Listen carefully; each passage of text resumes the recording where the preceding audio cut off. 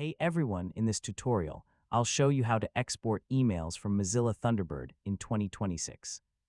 Exporting your emails can be useful when you want to move messages to another computer, create a separate archive, or keep a copy of important email data.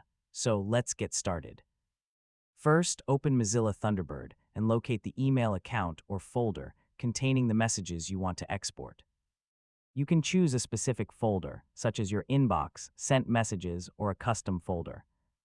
Depending on your Thunderbird setup, you may need to use an export feature or an available mail extension to save your messages. Select the folder or emails you want to export, then choose the appropriate export option. Next, select the format and location where you want to save the email data.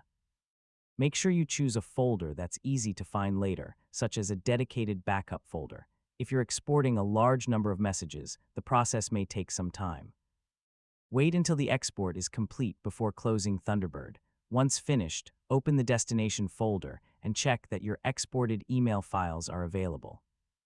You can now store them safely or transfer them to another computer, and that's how to export emails from Mozilla Thunderbird.